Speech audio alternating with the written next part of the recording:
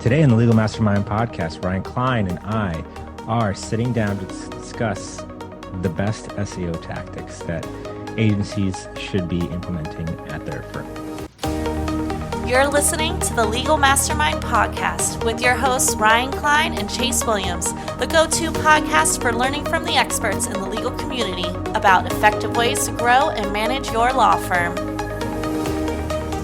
We're going to be talking about tracking, reporting, the importance of being transparent in the reporting.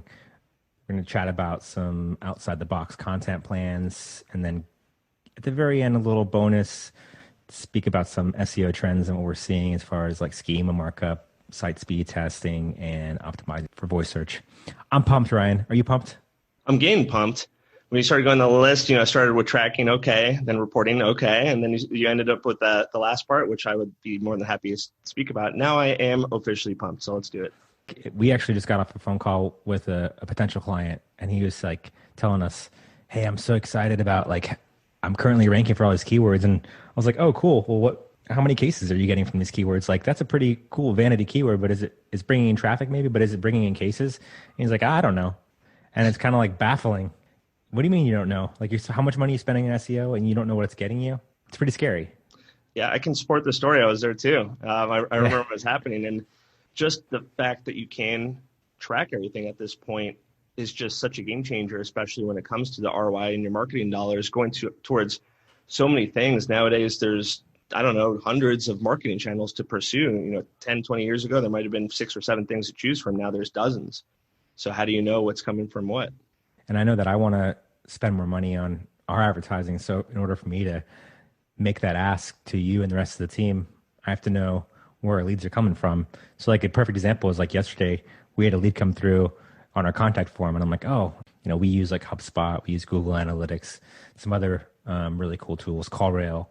I was able to see this person came in, clicked on legal SEO experts. They came to our landing page, didn't fill out the landing page form, then went and Googled Market My Market, checked out our team, checked out our SEO page, then didn't click on our form on the SEO page, went to our contact page, and then filled out that contact page. So we have a full life cycle of how that lead, maybe we paid, $20 for the click or whatever it was. And we know how to double down on that and how to quantify the amount of money we're spending to bring in new business for our business. And I think that's like what all law firms should be looking at is like, all right, I'm spending this money on PPC, I'm spending this money on SEO. When is it time to cut back, or when is it time to double down? Unless you have these answers and you're using tools. We're using like CallRail. We're using Ninja Forms has a referral path of how someone got to that page in the first place.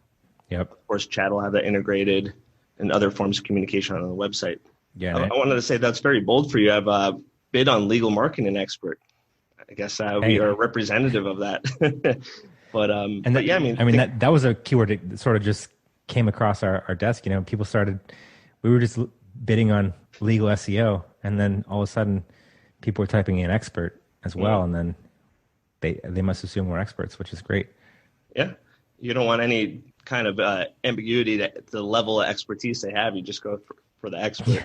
Yeah. But we're talking about a marketing mix. It used to be that if someone did a paid campaign, they can kind of guide along someone to a landing page that had a dedicated number. So, you'd go and you'd buy the numbers and kind of insert them into landing pages, and that's how you could track. But nowadays you have dynamic number insertion, where tools like CallRail are capable of switching out numbers dynamically. It doesn't affect your NAP, your name, address, phone. It doesn't affect anything Google perceives about your website and the accuracy of your information.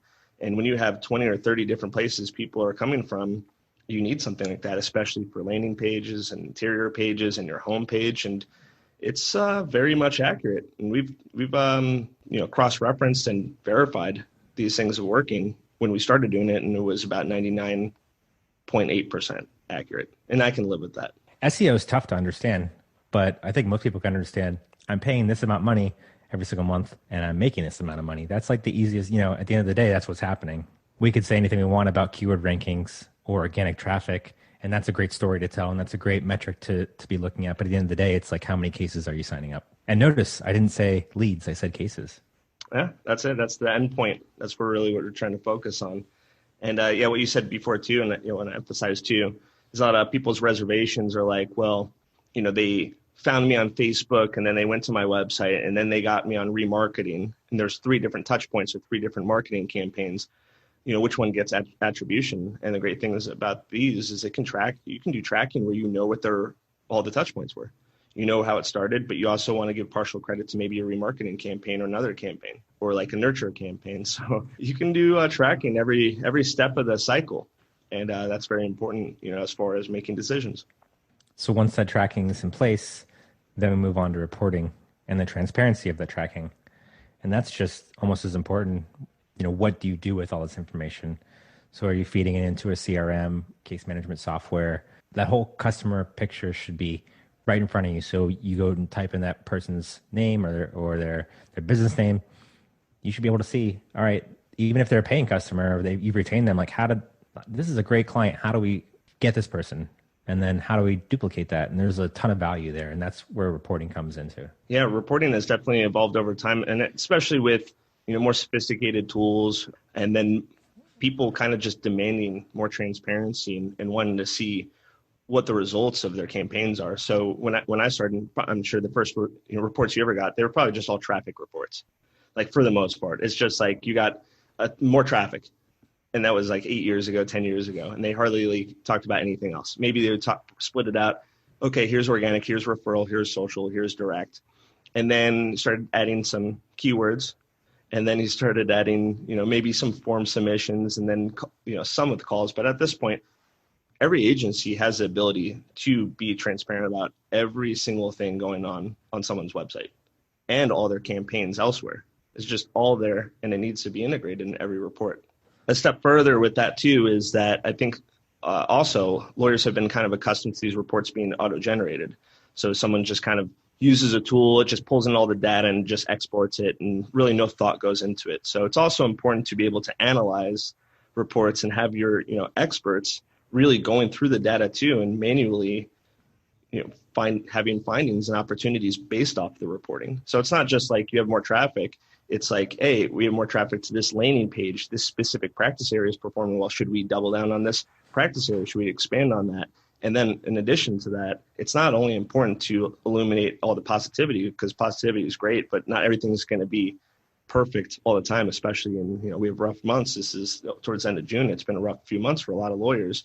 You have to be able to explain what's going on negatively on the account as well and come up with an action plan within your reporting.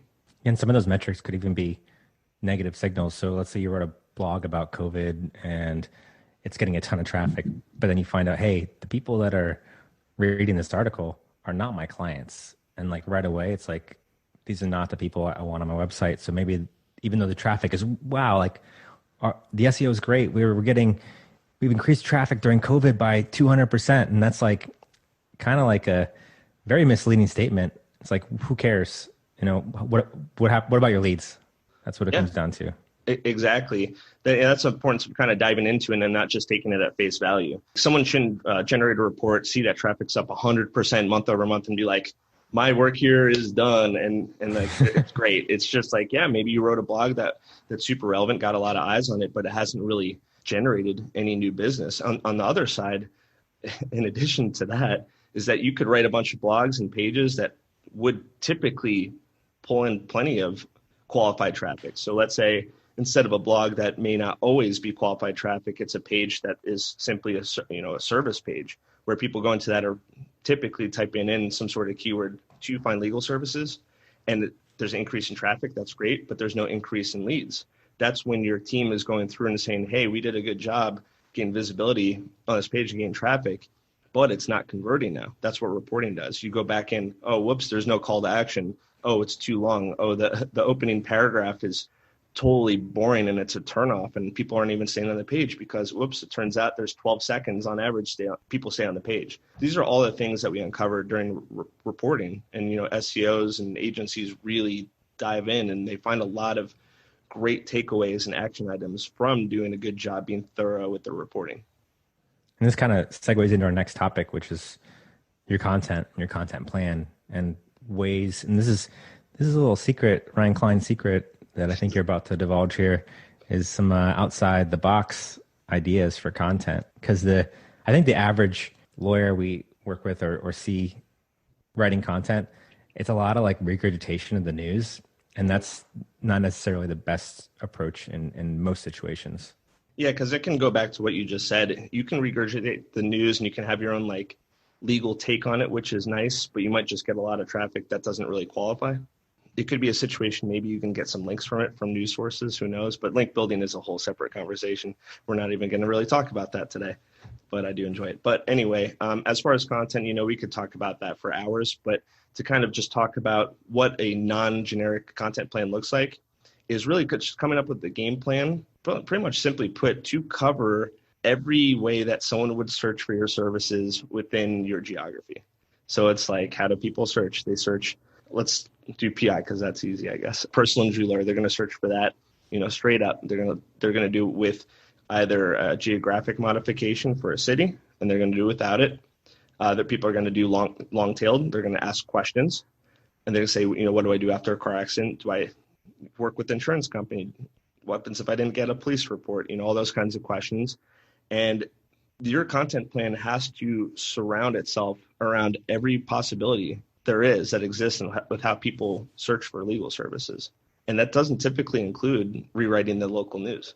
I know that internally we use a couple different tools to help us kind of come up with new topics or even research. I always get this wrong. Is it Answer the Public? Is that the? Yeah, Answer the Public's a pretty cool one. Yeah, it'll. I think it's like Answer the People or something. Yeah. It's like, it's almost like the same thing, but I think that has been monetized kind of recently.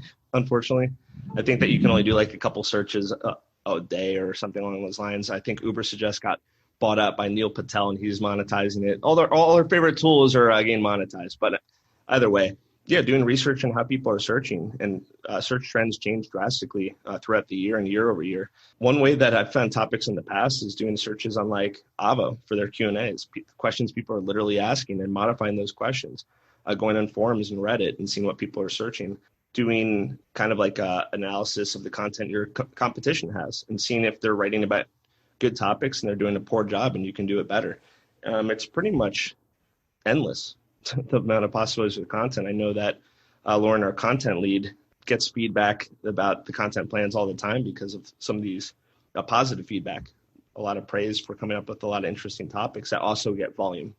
So there's a fine balance between it being a unique, interesting topic and also a topic that generates volume. Because in some situations, the way that I look at it is a lot of people will do this research and they're like, I only want to look at topics that get 100 searches a month, which is not really that unreasonable of a goal. But the way that sometimes we look at it is, well, I don't really mind the ones that get 10 or 20 searches because I'm going to write 10 pages this month and I'm going to potentially get 100, 200 searches from those. And I'm going to do it better than the next person, be informational. Not only am I going to get that volume, but we know that's going to be qualified traffic. I'm not concerned about everything having to be like a home run 1,000 people a month. I'm concerned about writing great content that I know is going to get at least a few people every month, and it's just going to compound as your content plan and your content strategy expands over time. You're kind of not in that rat race to keep up with other competitors writing about the same monotonous information. Exactly. So, when thinking a little bit outside the box there's probably 4 or 5 ways we do blogs, and there's 2 or 3 different ways we approach pages. And so you have a full content plan that you can stay consistent with and plan it over time, and you'll have hundreds of additional pages with value on your website in no time. So I think we've got time for our last topic here, and it's SEO trends. And there's some really cool trends that we kind of talked about before. We've heard, hey, this is going to start happening. One of the coolest things I think is the schema markup, especially with the FAQs. And I messaged you the other day, and I'm like, man, are you seeing like emojis in the schema now? I'm like, this is wild. I'm like, people are getting so creative with it. Just, you're trying to get more real estate on the search engine results page. Little tiny emojis that have like exclamation points or smiley faces, like that draws someone's attention in. Oh yeah, if you're looking at a page of search results and all of a sudden there's a green checkbox in the meta description or an FAQ schema, and you're the only person that has it, I guarantee you're going to stand out from everyone. So when people really try to write great descriptions and meta titles, so when people see the results, maybe helps the chances of someone that ranks number 3 or 4 get the first click. Think about this. This is like what helps people that are ranked like 6, 7, or 8 get clicks because it's so eye drawing. And these are the things that Google's really enabled and allowed for us to do to our SERPs this year. I mean, structured data is at like a all-time high, I guess you could say, as far as how much real estate it takes up in results. So one of the first instances of that, you remember authorship way back in the day when it would show like the little box with like the author's face on it? Yeah. Yeah, everyone abused the crap out of that. And Google removed it because most of the time Google removes things when people abuse it, so you'd think. But that was kind of like the original OG schema for structured data. But now there's plenty that's sticking. So everyone knows the reviews with the 5 stars, that's structured data. If you see it now where people have this FAQ below their search result answering questions, that's FAQ structured data, which I guess a little plug, we did for every single one of our clients with a lot of success in the past 3 months. And it's great. It's great for click-throughs. The cool part about that too is a lot of the schema, it was only showing up for like rankings like 1 or 2, but I've seen it pretty far down the page now. Like that's a pretty newer thing. Yeah, it is. And this that's probably like a modification. Now you mentioned that, I don't know, probably in the past few weeks, you almost never see structured data go, well, definitely I don't see it go beyond the first page. But yeah, I mean, the reviews have gone all the way down to the 10th position. This FAQ structured data is on the 10th position. So Google's always messing around with it as far as visibility, and they definitely put an emphasis on you using things like, I think they have legal service is one. They have local business. I mean, these are all things that apply specifically to the legal industry. And I remember the first time I saw schema, it was like, how to bake a cake or something. And I was like, whoa, there's an image here. And then there's steps right inside. I don't have to even go to the website. I'm like, this is amazing. But now it's like evolving. And I'm like, I've read things about, where Google's trying to take the actual landing page to the next level. Like I know in some other cyberspace industries, like you could buy like a fitness class, like right on Google through like an integration. There's like, and I just think like maybe there's a day where, you just never know. I mean, I'm sure they want that, Yeah. I mean, they're going to like overdrive with a lot of these things that are going on. I haven't seen so many new things really in the past 6 months since almost I've started doing this. And even in the past week, did you see like the check mark with the online appointments available within the maps? They just literally added that like the past few days. We just got that for one of our clients by enabling something that people didn't even know exist. You just have to like be always on these platforms and reading some documentation put out by Google. That's just like, what can I be the first person in my market to take advantage of, at least in the meantime, before everyone does it. And then hopefully some people don't start abusing it and then ruin it for everyone, because that happens. I mean, that's what SEO's claim to fame is. It's just like, how can I take this to the highest level possible? And we've been seeing that forever, but it doesn't stop at structured data. Optimization for voice search is completely a thing that people are preparing for. Google looks at structured data. They look at how you word things on your website and how you present information in a way where people can ask a question. So it's not just your personal injury lawyer. It's like, find me the best personal injury lawyer. Is your website set up for that? So when you do your Google Home or Siri or Alexa or whatever they are, because I'll stay on top of those, you're the law firm that it comes back with. And speaking of changes within the past few weeks, we've seen a dramatic change in the site speed test. Yep. That's like one of the biggest things where it's like, I remember we were so pumped, like, hey, your website's like, and for those of you that don't know, that Google has a page speed test that you could type your URL in and see, essentially on a scale of 1 to 100, 100 being the best, how your website ranks in Google's eyes based on like load speed, based off of like the way certain scripts are fired on your website. Like there's and there's all these new things too that, I know Ryan's more of the guy with the master's in computer science. Ooh, this is what I studied in school, not. Yeah. No, but there's like these new things that they're telling you to do that didn't even exist before. Like, what is this? We have to figure out what this is. Yeah, exactly. So yeah, Google Site Speed Insight used to be for a long time. And if you're listening to this right now and you're in front of a computer, do it for your website right now. I definitely encourage you, because the implications here are higher than they've ever been. That's more of an impact it's ever been. So it used to be kind of a reference point, because Google at the end of the day is all about user experience. That's what SEO has to do with you're following their guidelines. That's why it ranks you higher. It's because of user experience. And so same with why mobile was such a huge emphasis. It's because user experience. This is the same thing. Like Google doesn't want to rank websites that take 15 seconds to load. I mean, that's pretty, fair. And that's why this kind of comes into play. But they kind of just threw out their entire criteria of how it worked before. And now it's just a whole new set of guidelines on how you kind of optimize your website for user experience and speed. And it's the first time ever where they actually say something along the lines of your website did not pass Google Web Vitals test. And it's like a pass-fail kind of thing. And if you're going to tell me that doesn't have anything to do with your rankings, I don't see how that's possible. Google has made it clear that they're going to wait until about 2021 to really roll it out. But you know how Google is. I think that they've rolled it out already in May. So it's one of those things that it's not the easiest thing to address. There's a lot of technical things you have to do. A lot of things they talk about are beyond most, I guess, amateur webmasters or SEOs. And sometimes it takes like a legitimate developer to move the website through these things or these issues and get that pass that I guess the core Web Vitals is looking for. To your point, there's also some simple things that you could do right away, like compressing images, minifying some scripts. And there's a lot of plugins as far as caching specific pages. Those are things that you should be doing anyways. That'll help with user experience, but at the same time, it'll increase your score on page speed insights. So there's definitely a change coming slowly but quickly at the same time.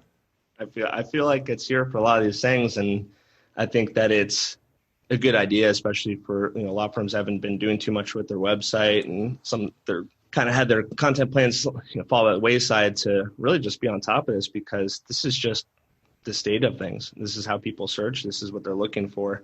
And I think that's why we're talking about it today. So there's probably some other technical things that we could cover, but those are really the ones that stand out as far as staying ahead of the curve. Your structured data, core Web Vitals, always having a plan for a mobile experience, looking into how voice search works a little bit more, and then kind of just staying on top of what Google looks for. Yeah, so if any SEOs or legal marketers or lawyers want to reach out and chat about this, me and Ryan are pretty much available to jump on a quick phone call. We love this stuff. So our email's chase@marketbymarket.com and ryan@marketbymarket.com.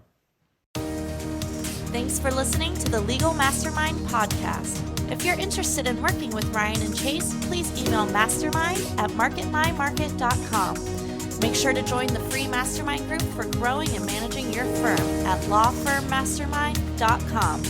Ryan Klein and Chase Williams are the managing partners at Market by Market, one of the top legal marketing companies in the United States.